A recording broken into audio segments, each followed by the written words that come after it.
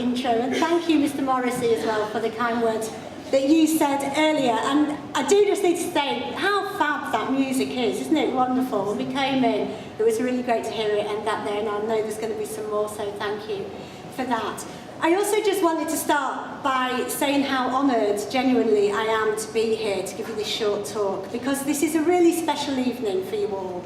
And from the outset, I also wanted to say that I think what you have achieved is truly, truly wonderful. I've looked through the booklet that shows what people have gone on to do, and it's really, really impressive. So I think every single one of you in here should be bursting with pride at your own or at your children's achievements.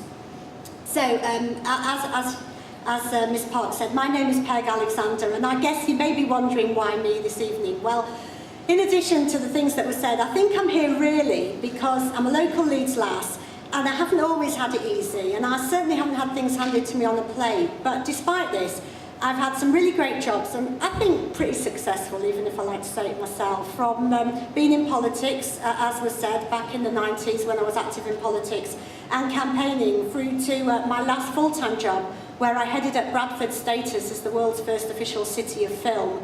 And all of that has led to now when one of the things I do is I give talks to help inspire and motivate people, and I hope that's what I'm going to do with you tonight.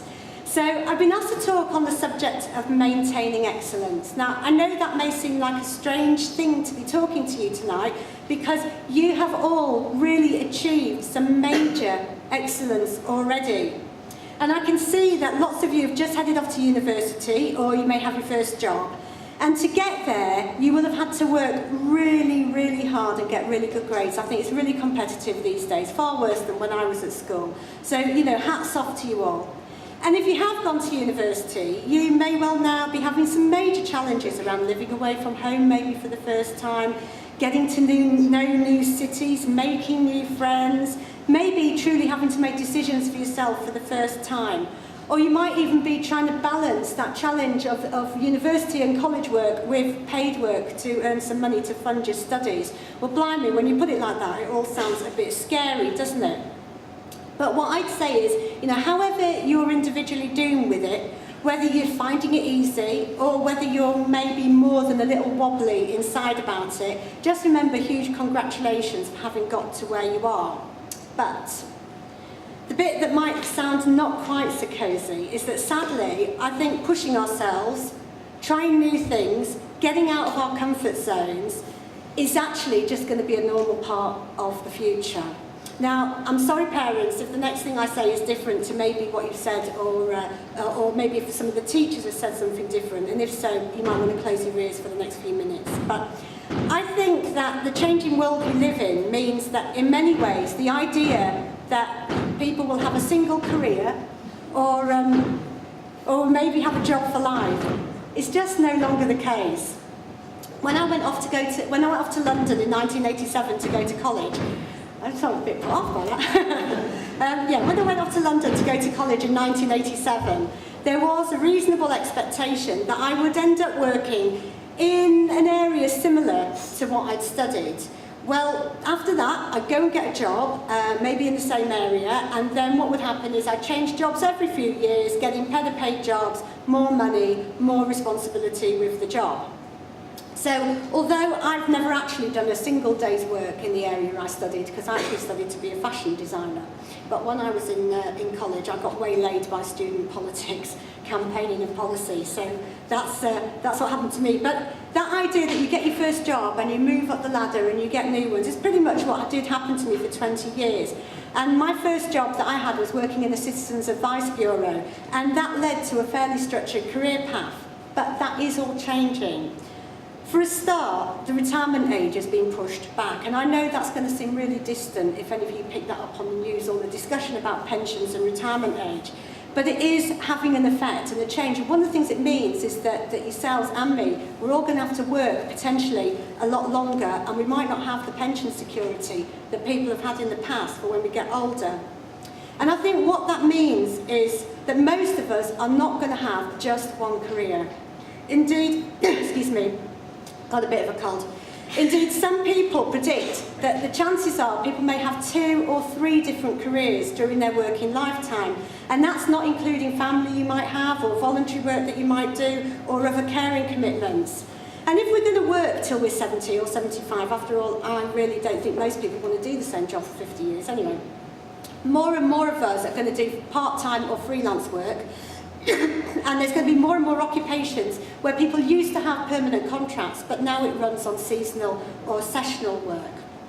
So I think that's going to become the norm, that loads of us do more than one thing. So for example, last week I met a woman, and she's actually a trained teacher, but she's currently taking a break from teaching. She's just set up 2 different businesses. One is a health and lifestyle business, and the other is an online learning one. And that's also the case for me, because some days I do freelance work with the public sector and charities or management consulting, and then other days I'm a writer or a speaker or a radio presenter and occasionally a singer. Of course, what I think that means if we have more than one career is that maintaining excellence throughout our lives becomes all the more important. It's not just about getting great A-level results and a great degree, and then that's it, and things follow on from that. Actually, it's about continually learning and continually getting new skills. Indeed, Alvin Toffler, who's an American, described by the Financial Times as, quote, the world's most famous futurologist, he's talked about that, and he said, this is his quote, the illiterate of the 21st century will be those who cannot, the illiterate of the 21st century will not be those who cannot read and write, but those who cannot learn, unlearn and relearn. I don't think he's saying that we don't need to be able to read and write, because clearly we do, and it would help if I could read this properly tonight. But if you cannot learn and then unlearn and then learn again, then I think the future is going to be tough. Tonight, sitting in this hall, we can't imagine what we need to know in just a few years' time when you're only going to be still in your early 20s. If we were here 5 years ago, I don't think anyone could have ever imagined that an app on a phone would help bring down governments, as Twitter reputedly did during the Arab Spring, or that the way companies have to communicate with their customers has completely changed due to the fact that people make videos on a phone. So I think it means that we have to be ready and always willing to learn, unlearn and relearn, to constantly strive to maintain excellence. And the sad thing is, for those of us who are a bit older, it does seem to get harder as you get older, you know, old jobs and new tricks and all that. So I think it's a good habit to get into when you're younger. But don't be too scared by it, because it can be exciting.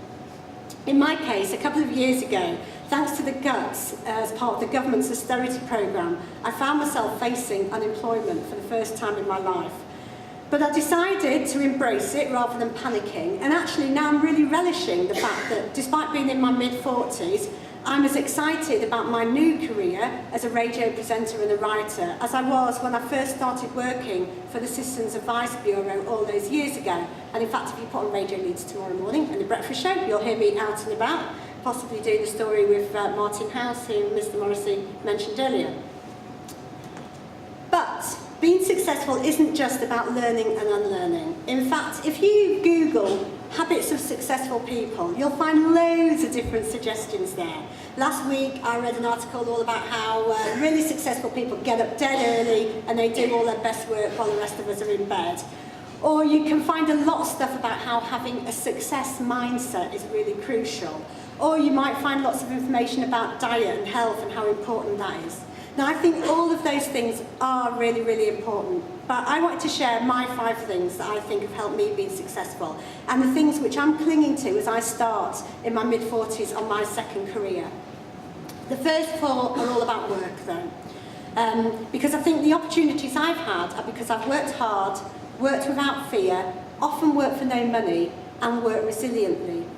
So just briefly, working hard, well, I think that's self-explanatory.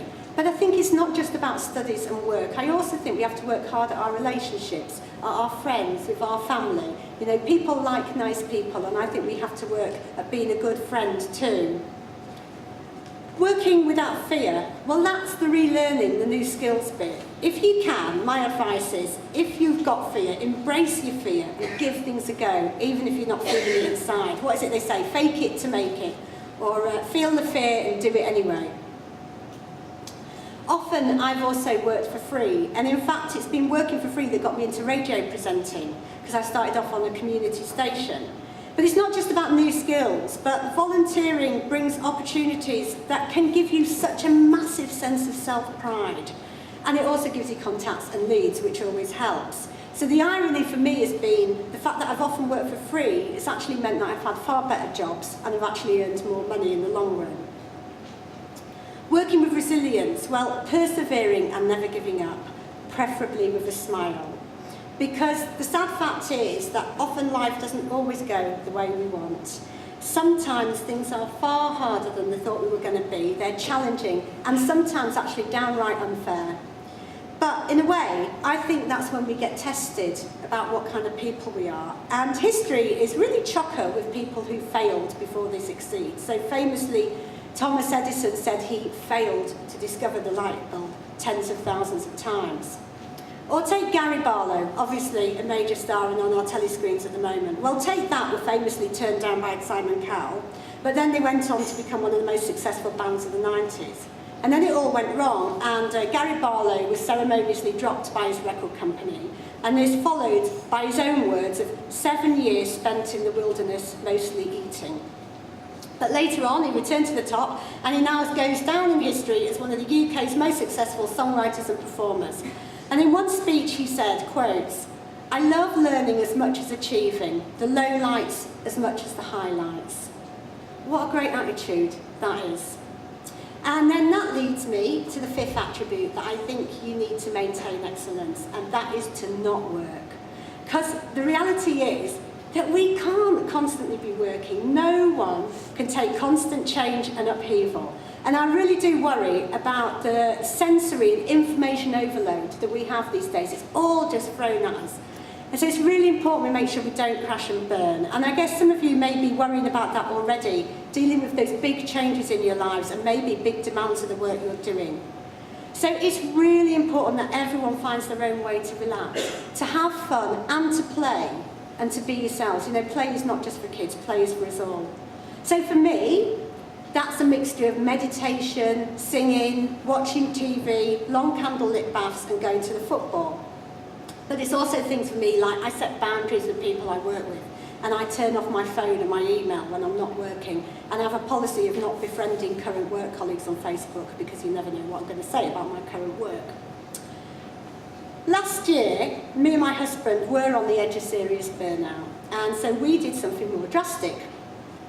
We gave up our jobs, we rented out our home, we bought rucksacks, and we went backpacking around the world on what we've called our midlife crisis trip. In fact, if you Google Peg and Pat's Global Adventure, you'll see there's a whole blog with lots of stories there. Now, I'm not saying that that's what people should do, suddenly get a backpack and go backpacking around the world for a year.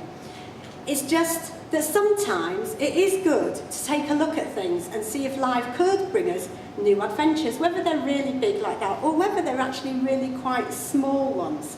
Because never underestimate the impact that small things can have on making us feel good and making us smile and making us relax. Because if you're finding things hard, a small thing can just make you feel that little bit better.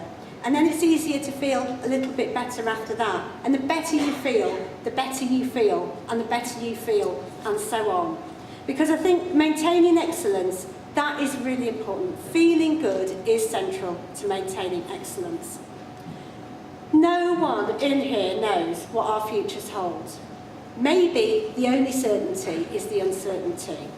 So my advice is just to embrace it. See it as the thing that makes life exciting, makes us feel like we're alive. Believe in yourself, work hard, work fearlessly, work resiliently, but also play and relax. Research done with people towards the end of their lives has consistently found that many people regret not allowing themselves to enjoy life more. You're at the start of a new chapter in your lives. That is so wonderful. It's amazing. So just enjoy it. Thank you.